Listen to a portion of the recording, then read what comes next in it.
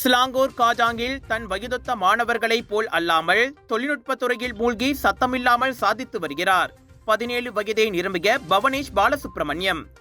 மனிதர்களின் அன்றாட வாழ்க்கையில் மாற்றங்களை ஏற்படுத்தும் தொழில்நுட்ப தொழில் முனைவோராக உருவாகும் எண்ணத்தை கொண்டுள்ளார் பவனேஷ்.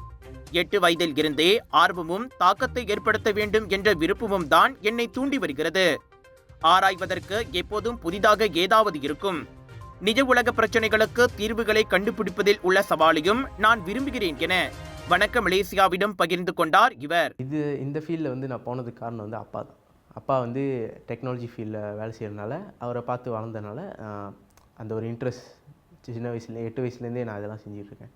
ஸோ சின்ன வயசில் இருக்கும்போதே அந்த பழைய ஜாமான்லாம் உடச்சி பார்க்குறது, அதில் நோண்டி பார்க்கறதுனால அதுலேருந்து வந்தது தான் அது. ஸோ அந்த பவர் பேங்க் கூட பழைய ஜாமான்லேருந்து ஸ்க்ராப் பண்ணி எடுத்து செஞ்சது தான். அம்மா வந்து ஃபைனான்ஷியல் சப்போர்ட், எமோஷனல் சப்போர்ட் ரொம்ப கொடுப்பாங்க. அம்மா வந்து பயாலஜிக்கல் ஃபீல்ட்னால அந்த இன்ட்ரெஸ்ட், எனக்கு பயாலஜிக்கல் ஃபீல்டில் எனக்கு இன்ட்ரெஸ்ட் கிடையாது. அவங்க மோஸ்ட்லி எனக்கு எமோஷனல் சப்போர்ட், ஃபைனான்ஷியல் சப்போர்ட் கொடுக்கறனால அவங்களும் அதில் ஒரு பார்ட் தான். நான் நார்மலாகவே ஃப்ரீ டைமில் ரொம்ப இந்த வேலைலாம் செய்வேன். ஸோ அந்த டைமில் வந்து சும்மா ஏன் செஞ்சு பார்க்கக்கூடாது அப்படின்னு ஒரு க்யூரியாசிட்டி. ஸோ மற்றவங்களாம் நார்மலாக பவர் பேங்க் யூஸ் பண்ணுறாங்க, எனக்கு வந்து வாங்கணுன்ற ஒரு அந்த இது இல்லை, நம்மளே செஞ்சு நம்மளே பாய்க்கலாம் அப்படின்ற ஒரு ஆசைனால செஞ்சு. நிச்சயமாக எந்த திட்டமும் தடைகள் இல்லாமல் வராது. பவனேஷ் தனது பவர் பேங்கை உருவாக்கும் போது பல சவால்களை எதிர்கொண்டார். குறிப்பாக பேட்டரி விரைவில் தேய்வதையும் சோதனையின் போது அதிக வெப்பமடைதலையும் கூறலாம். எனினும் மனம் தளராது பல்வேறு சோதனைகளுக்கும் புதுப்பிப்புகளுக்கும் பிறகு அவர் வெற்றிகரமாக பவர் பேங்கை உருவாக்கினார். வணிக ரீதியான பவர் பேங்களை போலன்றி தன்னுடையது முற்றிலும் மோடுலர் மற்றும் பழுது பார்க்கக்கூடியது என்கிறார் அவர். அதை பிரித்து தேவைக்கேற்ப மறுவடிவமைப்பு செய்ய முடியும். மேலும் புதிய சார்ஜிங் முறைகளையும் அதில் அவர் சேர்த்துள்ளார். பவர் பேங்க் வந்து நான் நார்மலாக பவர் பேங்க் வாங்குற மாரி அந்த டைம் வந்து என்கிட்ட காசு இல்லை. ஸோ எப்படி சொந்தமாக செய்யலான்னு யோசிச்சுக்கிட்டு இருந்தேன். ஸோ வீட்டிலே நிறையா ஹவுஸ் ஹோல்ட் ப்ராடக்ட்ஸ் வந்து யூஸ் பண்ணாமல் அப்படி இருக்கிறனால அதுலேருந்து ஸ்க்ராப் பண்ணி நான் கொஞ்சம் டிங்கர் பண்ணது தான் அந்த பவர் பேங்க்.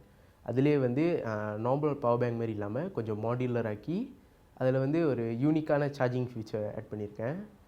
அது வந்து சொல்ல முடியாது, ஏன்னா பேட்டர்ன் பண்ணலை. பட் இட்ஸ் சம்திங் நியூ, ஒரு புதிய டெக்னாலஜியை இன்வென்ட் பண்ணியிருக்கேன். அந்த பவர் பேங்கில் யூனிக்னஸ் என்னென்னா, அது வந்து நம்ம எப்போதும் சார்ஜ் பண்ணுற மாதிரி சார்ஜ் பண்ண தேவையில்லை. அதில் வந்து செல்ஃப் சார்ஜிங், ஆட்டோமேட்டிக்லி சார்ஜிங் பண்ணுற மாதிரி ஒரு ரிசர்ச் டெவலப் பண்ணிகிட்ருக்கேன். ஒரு இன்னோவேஷன் செய்யணுன்னா அதுக்கு வந்து தியோரி ரொம்ப முக்கியம். ஸோ அந்த தியோரியை வந்து நம்ம கம்ப்ளீட்டாக முடிச்சுட்டு நம்ம வந்து ப்ராக்டிக்கலாக டெஸ்ட் பண்ணோன்னா we need to have the அதோட ரிசல்ட், கன்க்ளூஷன், வேரியபிள்லாம் நிறைய தெரியணும். ஸோ இப்போதைக்கு நான் செஞ்சுருக்கிறது வந்து 2 ப்ராஜெக்ட் தான். ஒன்று வந்து அந்த ஆக்சுவலி 3 ப்ராஜெக்ட். ஒன்று வந்து அந்த பிளான் மேனேஜ்மெண்ட் சிஸ்டம், இன்னொன்று வந்து செல்ஃப் அசம்பிளி சேர்னு ஒன்று ப்ராஜெக்ட் செஞ்சேன். அது வந்து எப்படின்னா, ஸோ இன்கேஸ் லைக் இஃப் ஒரு மீட்டிங் வச்சுருந்தோன்னா அந்த மீட்டிங் வந்து முடியும் போது ஒரு கிளாங் கபோட்டாக இருக்கிறதுனால நாற்காலிலாம் அப்படியே வச்சுட்டு போயிடுவாங்க. ஸோ அந்த சிஸ்டம் என்ன செய்யணும்னா, அந்த நாற்காலி வந்து சொந்தமாக கோஆர்டினேட் பண்ணி அதுவே வந்து ஒரு லைனில் வச்சுக்கும்.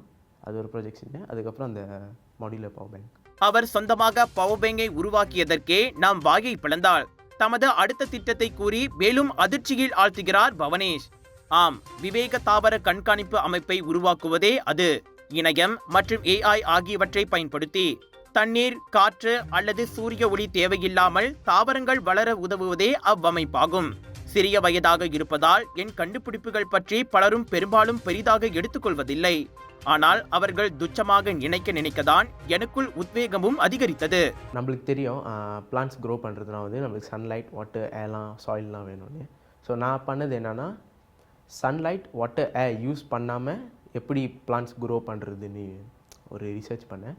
ஸோ அதில் யூஸ் பண்ணி இம்ப்ளிமெண்ட் பண்ணி அந்த சிஸ்டம் க்ரியேட் பண்ணேன். ஸோ பேசிக்கலி அந்த சிஸ்டம் நம்ம யூஸ் பண்ணால் நம்மளுக்கு வந்து சன்லைட் தேவையில்லை, வாட்டர் தேவையில்லை, ஏர் தேவையில்லை. ஸோ அதுவே வந்து ஜென்ரேட் பண்ணோம் வாட்டர். அது ஏஐ யூஸ் பண்ணது வந்து அதோட டாட்டா மானிட்டரிங்காக. ஸோ நம்ம எங்கே இருந்தாலும் நம்ம வந்து அதை மானிட்டர் பண்ணிக்கிட்டே இருக்கலாம். ஸோ அதுவும் வந்து நம்மளுக்கு டேட்டா ஃபீட் கொடுத்துக்கிட்டே இருக்கும். அந்த பிளான்ட்டோட ஹெல்த் எப்படி இருக்குது, வாட்டர் லெவல் எவ்வளோ இருக்குது, டெம்பரேச்சர் எவ்வளோ இருக்குது.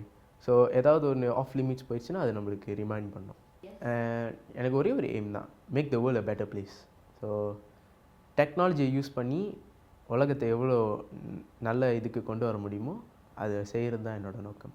இப்போதைக்கு நம்ம பார்த்தோன்னா climate சேஞ்ச், தண்ணி பற்றாக்குறை, காற்று மாசுக்கேடு, ஸோ அதெல்லாம் இருக்கிறதுனால அதை எப்படி நம்ம ஓவர் கம் பண்ணி டெக்னாலஜி யூஸ் பண்ணி ஓவர் கம் பண்ணலான்றது தான் என்னோடய நோக்கம். அதை ரிசர்ச் பண்ணி அதை ஒரு ப்ராஜெக்ட் ஆக்கி அதை வந்து இம்ப்ளிமெண்ட் பண்ணணுன்னு எனக்கு ஒரு ஆசை.